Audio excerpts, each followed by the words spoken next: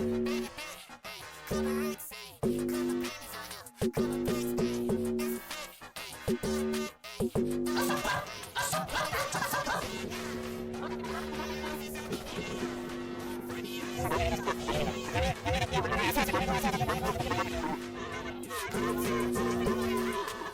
Test match जो Lord's पे चल रहा है, पहले 2 दिन थोड़ा सा बोरिंग था, जो आजकल के मॉडर्न डे टेस्ट क्रिकेट में जैसा होता है ऐसा नहीं था, ना ही ऐसा पिच था जहां पे बॉलर्स को बहुत ज्यादा मूवमेंट मिल रहा है कि देख के मजा है कि बॉल बहुत ज्यादा हरकत कर रहा है, ऐसा भी कुछ नहीं था। या फिर ऐसा नहीं था कि पिच बहुत ही टफ है और कोई बैट्समैन बहुत अच्छा क्रिकेट खेल के रन बना रहा है, ऐसा कुछ नहीं था। ठीक है, थोड़ा बहुत बोरिंग था पहले दोनों ही दिन।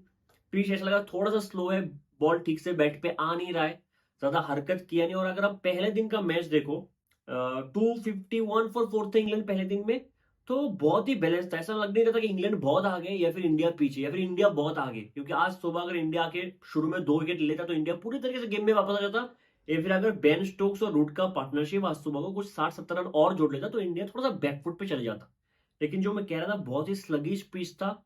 आपको ऐसा लगेगा कि बॉल जिस पिच पे पेस से आना चाहिए उस पेस से आ नहीं रहा है। और अगर कल का विकेट देखो, अगर शुरू में 3 ओवर, मतलब तीन बॉलर जो था शुरू के स्पेल में, एक बुमराह, एक सिराज और एक आकाशदीप, तीनों का ऑलमोस्ट फर्स्ट स्पेल खत्म होने ही वाला था। और क्रॉली और बेंटेकेट ऑलमोस्ट वो क्रॉस कर लेते ठीक ठाक खेल के। नीतीश कुमार रेड्डी आता है चेंज, और आप एक्सपेक्ट करते हो कि नीतीश कुमार रेड्डी आके पहली ओवर पे 2 विकेट ले लेगा।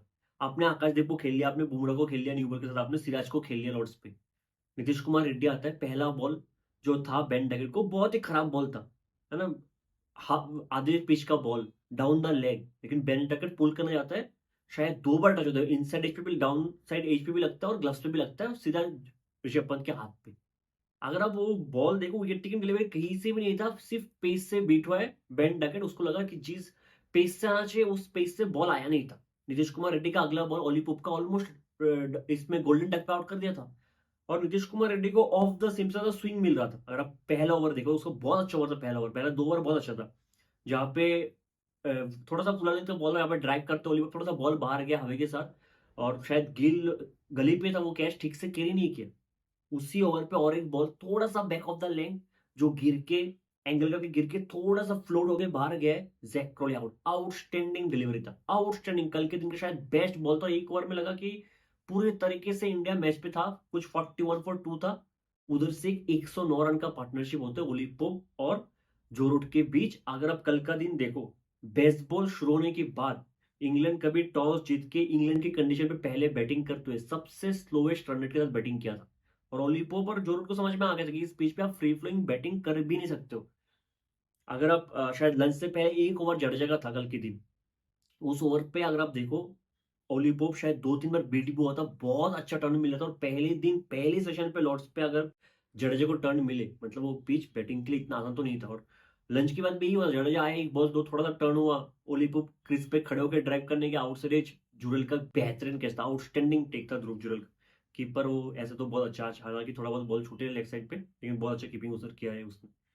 उधर ही विकेट गिर गया, और हैरी ब्रुक को फिर बुमराह के एक शार्प बॉल फिर से क्रिस के वाइड से आके थोड़ा सा बॉल जो एंगल करके अंदर आया निक बैक इन सिम के साथ, उसमें हैरी ब्रुक बोल, हालांकि वो ऑफ स्टंप पे आके पूरा ऑफ स्टंप कवर करके खेला था, फिर भी बीट हो गया, बहुत ही बुरे तरीके से बीट हुआ है।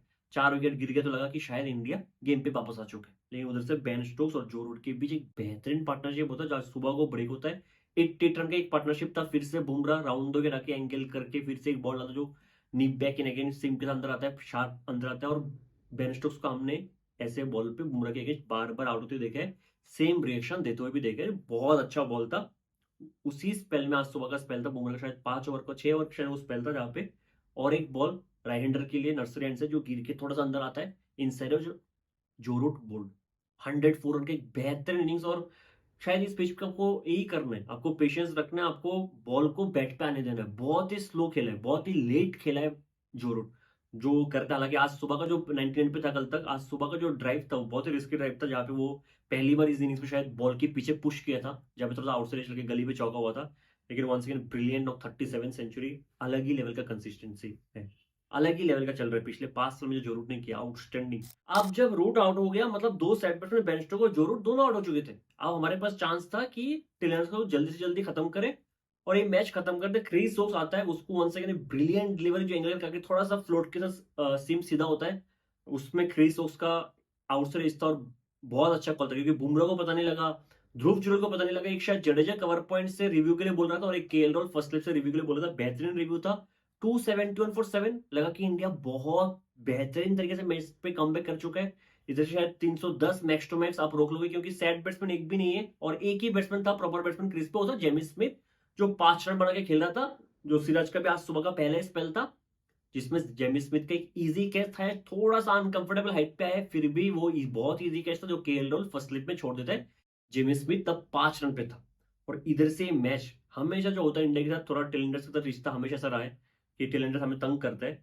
अगर आप देखो जो कल का सेकंड न्यू बॉल था, कल शायद 83 ओवर्स हुआ था पहले दिन, जो सेकंड न्यू बॉल था वो, उससे हमें 3 विकेट मिला था सुबह को, ठीक है, नया बॉल ही था, उसका थोड़ा शेप खराब हो गया। ये और सीरीज पे पूरा चल रहा है, हर एक 10-20 ओवर के बाद बॉल का शेप खराब हो जा रहा है। तो बॉल चेंज कर, क्योंकि शायद 13 या 14 ओवर्स ओल्ड था वो बॉल, तो आपको थोड़ा शायद अंपायर्स को मुश्किल हुआ ढूंढने में कि 14 ओवर से एक पुराना बॉल रिप्लेस करके दो।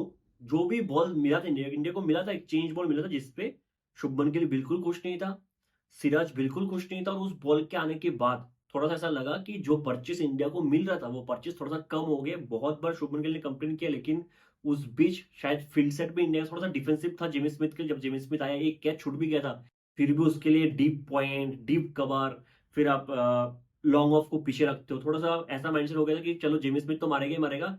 ब्राइडन कर्स को आउट करने की कोशिश करते हैं, जेमी स्मिथ को सिंगल लेके दूसरे एंड पे आप लेने दो। उस पर थोड़ा सा मुझे लगता है कि इंडिया उस स्ट्रेटेजी में थोड़ा सा फंस गया था, और बॉल भी ऐसा हरकत करना बिल्कुल बंद हो गया था।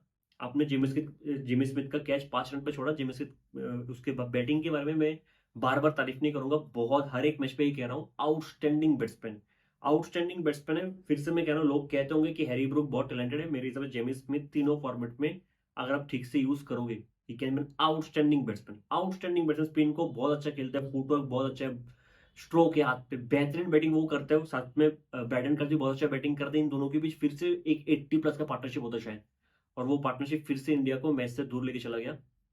हालांकि सिराज ने काफी अच्छा बॉलिंग किया था, उसकी बॉल पे थोड़े बहुत चांसेस मिस जरूर हुए।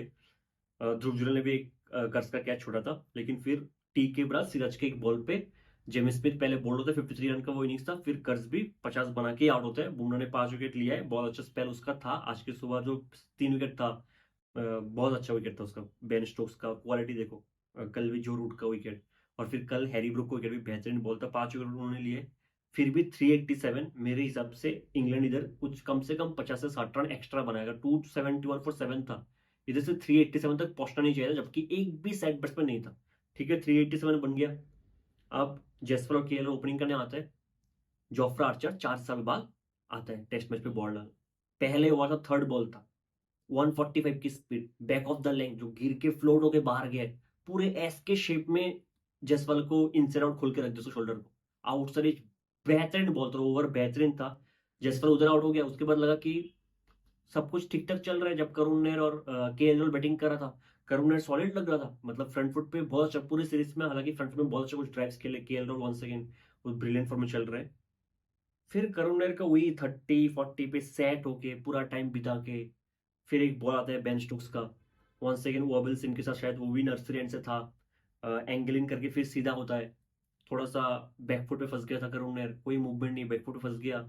वो अगर एंगल के साथ शायद वो प्रॉब्लम क्रिएट हुआ था करुण नेर के लिए कि इस बॉल पे मैं डिफेंड करूं कि जाने दूं, और उस एंगल पे वो खेल गया। ऑलमोस्ट फोर्थ स्टंप का बॉल था, टॉप ऑफ द ऑफ से थोड़ा सा ऊपर, और जो रूट का ब्रिलियंट कैच, ब्रिलियंट स्टनर था वो।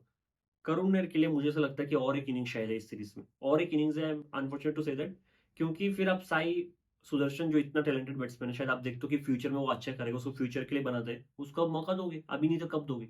या फिर आप अभिमन्यु ईश्वरन के साथ भी अनफेयर कर रहे हो, उसको बिठा के रख रहे हो, ठीक है। और करुण नेर को इस चीज समझना चाहिए, ठीक है, आज का बॉल अच्छा था, लेकिन फिर ये ना, जो भी है बॉल अच्छा है, जैसा है कैच बहुत अच्छा था, फिर भी आपको रन बनाना पड़ेगा। सीरीज के बाद यही कोई नहीं देखेगा कि आप कितने अच्छे बॉल पे आउट हुए, सीरीज के बाद सब ये देखेंगे कि आप कितने रन बना के आउट हुए। अगर आप 8 साल बाद आए हो, ये भी हमें भूलना नहीं है कि बहुत सारे प्लेयर जो इस प्लेइंग इलेवन में, प्लेइंग स्क्वाड में हो सका था, वो बाहर बैठे। एक सरफराज ने इतना कुछ खराब नहीं किया था, ठीक है, उसको अपने ऑस्ट्रेलिया में खिलाया भी नहीं, फिर उसको बाहर बिठाया। तो आपको समझना पड़ेगा कि बहुत सारे लोग बैठे मेरी वजह से, तो मुझे परफॉर्म करना पड़ेगा। तो मुझे मेरे हिसाब से, चाहे जैसा भी बोलो, जितने भी अच्छा बोलो, जितने भी अच्छा कैचो, करुण नेर हालाँकि वो इनिंग्स खूबसूरत था, 40 रन का इनिंग्स खूबसूरत था, अच्छा कर खेल रहा था, लेकिन फिर भी आपको कन्वर्ट तो करना पड़ेगा बड़े रन पे, वरना नहीं होगा।